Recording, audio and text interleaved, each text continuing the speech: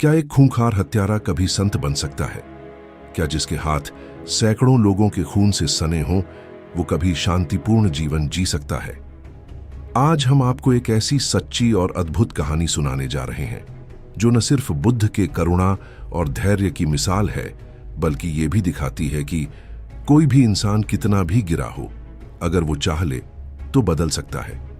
यह कहानी है अंगुलीमाल की, एक ऐसा नाम जिसे सुनकर गांवों में माताएं बच्चों को सीने से चिपका लेती थीं। एक पागल हत्यारा जो लोगों की उंगलियां काटकर माला बनाता था और जिसने 100 से ज्यादा लोगों की जान ली। लेकिन एक दिन उसकी मुलाकात हुई गौतम बुद्ध से।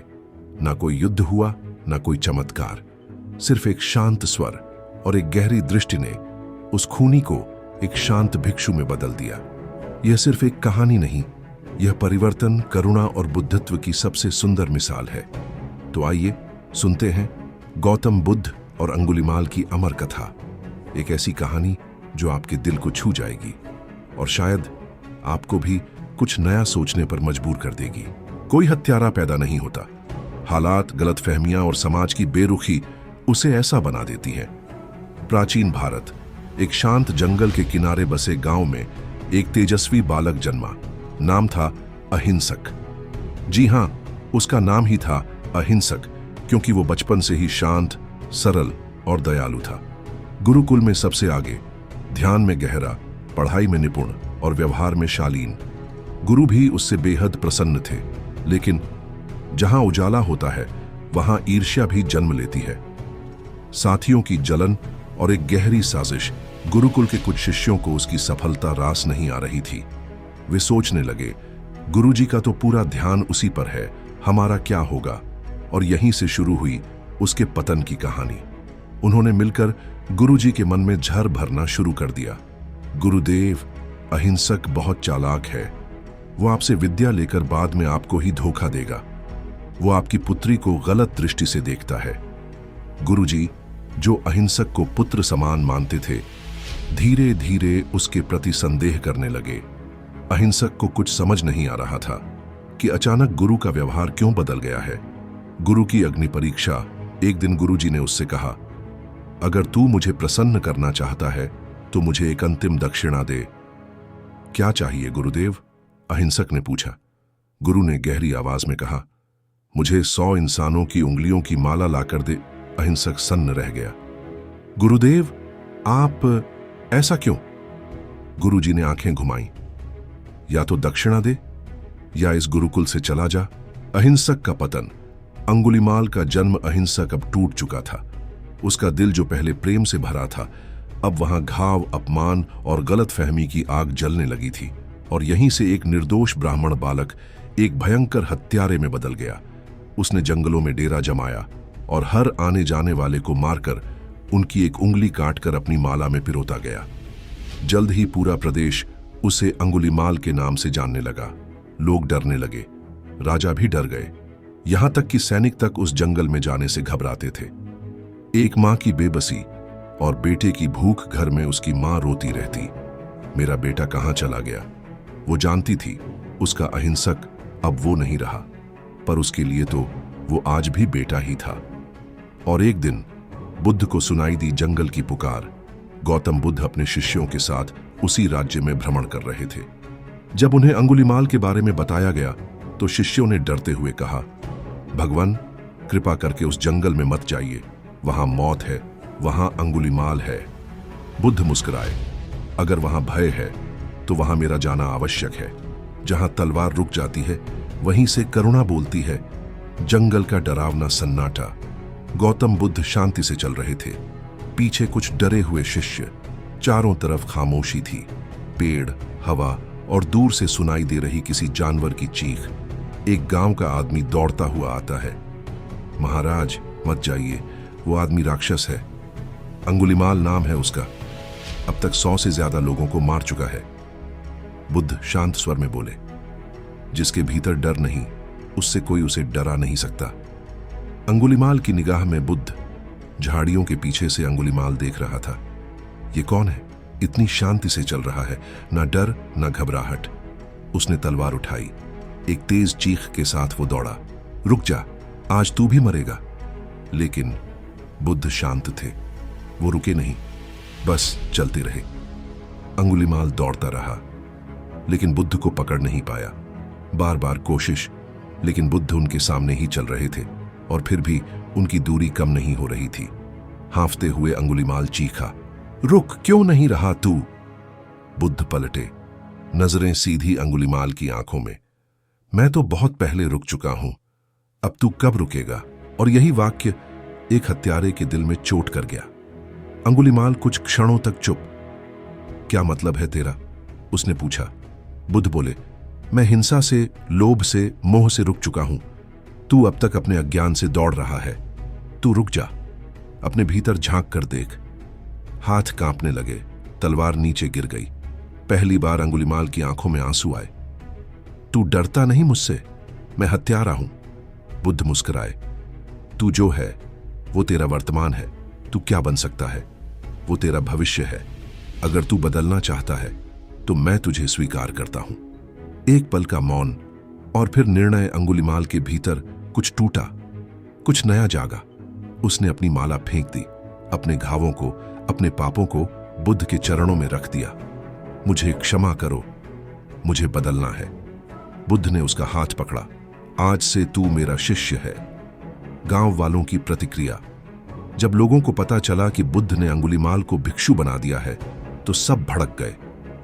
ये तो हत्यारा है, हमारे प्रियजनों का कातिल। बुद्ध बोले, अगर आग बुझ गई हो तो उसकी राख से तुम क्यों डरते हो? अगर कोई सच में बदल जाए तो क्या उसे नया जीवन नहीं मिलना चाहिए? पाप से भागो मत, उससे ऊपर उठो, क्योंकि जो स्वयं को क्षमा कर पाए वही दूसरों को बदल सकता है। बुद्ध के साथ अब अंगुलीमाल नहीं, भिक्षु अहिंसक चल रहा था। सिर मुंडाया हुआ, वस्त्र बदले हुए, पर आत्मा में एक तूफान था। हर कदम पर वो सोचता, क्या मैं सच में बदल सकता हूं? क्या दुनिया मुझे माफ करेगी? जब वो गांव में पहुंचा, लोग चौंक गए। कुछ पीछे हटे, कुछ पत्थर उठाने लगे। ये वही हत्यारा है, हमारे बच्चों का कातिल। एक मां ने चीख कर कहा, मेरे बेटे को तूने मारा था, तेरी शांति मुझे नहीं चाहिए। अंगुलीमाल सिर झुकाकर बस यही कहता रहा, मैं जानता हूं मैंने पाप किए हैं, मैं क्षमा के योग्य नहीं, पर मैं बदल चुका हूं। अब मैं केवल सेवा करना चाहता हूं। लोगों ने पत्थर फेंके, कुछ ने अपमानित किया, कुछ ने थूक दिया। बुद्ध चुपचाप यह सब देख रहे थे।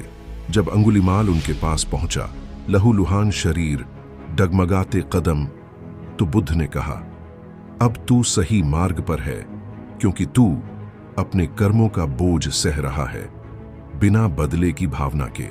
सेवा का मार्ग सबसे कठिन लेकिन सबसे सच्चा। अंगुलीमाल अब गांव के बाहर रहा करता।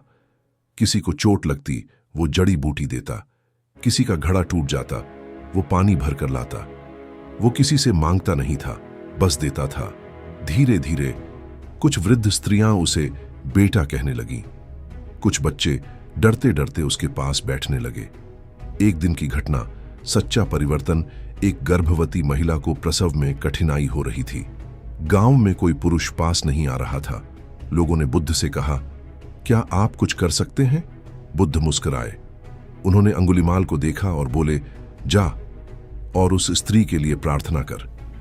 कहना, मैंने कभी किसी को जानबूझकर कष्ट नहीं दिया। अगर यह सत्य है तो इस स्त्री का प्रसव ठीक हो। अंगुलीमाल चौंका। भगवान, मैंने तो 100 लोगों की हत्या की है, मैं झूठ कैसे बोलूं? बुद्ध बोले, अब तू एक नया जीवन जी रहा है और वो सत्य भी है। तेरी आज की करुणा तेरे कल के पापों से भारी है। अंगुलीमाल ने प्रार्थना की और चमत्कार हुआ। महिला का प्रसव सरल हो गया। लोग स्तब्ध रह गए। वहीं से शुरू हुआ अंगुलीमाल का पुनर्जन्म। अब लोग कहने लगे, ये भिक्षु तो सच्चा साधु है। और तब अंगुलीमाल ने पहली बार शांति से आंखें बंद कर ध्यान किया, बिना अपराध बोध के, बिना डर के, केवल शांति के साथ। जिसने अपने पाप स्वीकार लिए वह सबसे पहले शुद्ध होता है, और जो भीतर से शुद्ध हो जाए वही आत्मज्ञान का अधिकारी बनता है। अंगुलीमाल अब एक साधु, लेकिन भीतर अब भी सवाल। वो अब रोज गांवों में जाता, भीख मांगता, सेवा करता। लेकिन जब रात होती वो एकांत में बैठकर अक्सर सोचता, क्या मैं अपने पापों से सच में मुक्त हो पाया हूं या सिर्फ अपना चेहरा बदल लिया है। बुद्ध का मार्गदर्शन। गौतम बुद्ध ने एक दिन उसे ध्यान में बुलाया। बुद्ध बोले, तू अपने कर्मों से नहीं भाग सकता, लेकिन तू उन्हें स्वीकार करके बोधि की ओर चल सकता है। तू खुद को क्षमा कर अंगुलिमाल, क्योंकि तू अब वही नहीं रहा जो तू था। तेरी हर सांस अब सेवा में है और वही तेरा प्रायश्चित है। और वहीं से शुरू हुआ आत्मचिंतन और गहरा ध्यान। अंगुलिमाल अब जंगलों में अकेले बैठकर घंटों ध्यान करता। वो अपने भीतर के अंधकार को देखता, बचपन की यादें, हत्या की छवियां, मां की आंखों में आंसू और फिर बुद्ध के चेहरे की करुणा। हर बिंब, हर छवि एक एक कर उसे साफ करने लगा। एक रात, आत्मज्ञान का क्षण। कई महीनों की साधना के बाद एक रात पूर्णिमा के चांद के नीचे अंगुलिमाल गहरी ध्यानावस्था में था। उसके भीतर जैसे कोई बंधन टूट गया। न कोई डर, न कोई ग्लानि, न कोई प्रश्न, केवल शांति। वो मुस्कुराया, धीरे से आंखें खोली। मैं अब केवल अंगुलिमाल नहीं, मैं अब स्वयं को जान गया हूं। गांव लौटने पर एक नई दृष्टि। जब लोग अब उसे देखते तो अब कोई डरता नहीं था। वो बच्चे जो कभी उससे छिपते थे अब उसके पास बैठकर कहानियां सुनते। वो मां हैं जो उससे नफरत करती थीं, अब उसे आशीर्वाद देती। मां से मिलन। एक दिन उसकी वृद्ध मां लाठी के सहारे उसी रास्ते से गुजर रही थी। अंगुलिमाल ने दूर से देखा, दिल कांप गया। मां, वो धीमे स्वर में बोला। वो उसके चरणों में गिर पड़ा। मां ने पहले संकोच किया, फिर उसकी पीठ पर हाथ रखा। मेरा बेटा वापस आ गया। दोनों रो पड़े, वो आंसू जो शुद्ध और क्षमा से भरे थे। अंतिम शिक्षा। बोधि का दीप। एक दिन बुद्ध ने उसे अपने पास बुलाया। बोले, अब तू तैयार है। तूने जो बोया उसे सहा, जो समझा उसे जिया। अब तू वह दीप बन चुका है जो दूसरों को रास्ता दिखा सकता है। अंगुलिमाल ने हाथ जोड़ ली। अब उसके चेहरे पर केवल प्रकाश था। इतिहास ने लिखा, भिक्षु अंगुलिमाल, जो कभी इतिहास के पन्नों में एक कुख्यात हत्यारे के नाम से लिखा जाता, वहीं अब दर्ज हुआ। वह जिसने 100 लोगों को मारा लेकिन लाखों के जीवन को बदलने की प्रेरणा बन गया। जीवन में 2 जन्म होते हैं, एक जब हम जन्म लेते हैं और एक जब हम जाग जाते हैं। भिक्षु अंगुलिमाल अब एक रोशनी बन चुके थे। जिसने कभी अंधेरे में दूसरों की जान ली, वही अब दूसरों के जीवन में प्रकाश भर रहा था। गांवों के लोग अब उन्हें आदर से भिक्षु जी कहते थे। जहां भी वे जाते, किसी की सेवा, किसी को शांति, किसी को क्षमा का संदेश देकर आते। ध्यान, सेवा और मौन का जीवन। अब वे कम बोलते थे, पर उनकी आंखों में एक गहराई थी। उनके पास बैठने मात्र से ही लोगों को सुकून मिलने लगा था। बुद्ध ने उन्हें कई बार अकेले ध्यान में देखा, जहां वे अपने बीते जीवन की छाया में नहीं, बल्कि वर्तमान की रोशनी में बैठे होते थे। शरीर अब थक रहा था, पर आत्मा और तेजस्वी।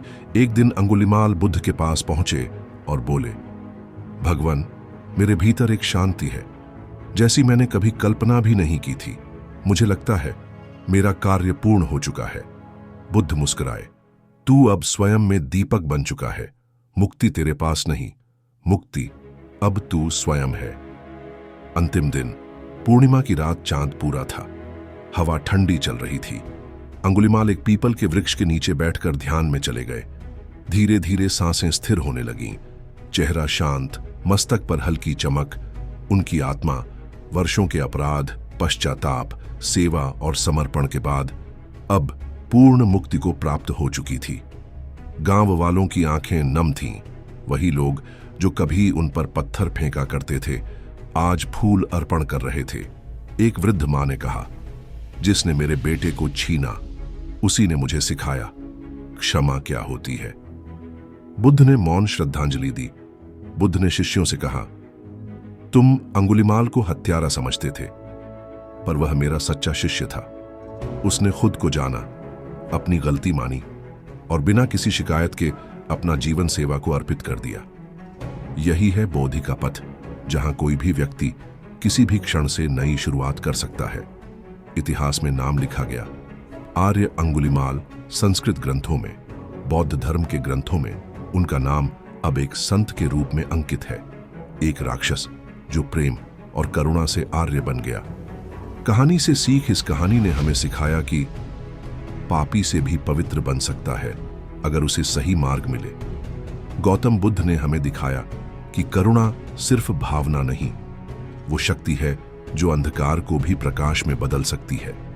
ये थी अंगुलीमाल की सच्ची कहानी, एक खूनी हत्यारे से एक शांत भिक्षु बनने तक का अद्भुत सफर। ये सिर्फ कहानी नहीं थी, ये थी बदलने की शक्ति, क्षमा की गहराई और बुद्ध की करुणा की सबसे बड़ी मिसाल। अगर ये कथा आपके दिल को छू गई हो तो वीडियो को लाइक करें और ऐसी ही गहरी प्रेरणादायक कहानियों के लिए चैनल को जरूर सब्सक्राइब करें। मिलते हैं अगली कहानी में। तब तक शांत रहें, करुणामय रहें और भीतर की रोशनी को जगाए रखें।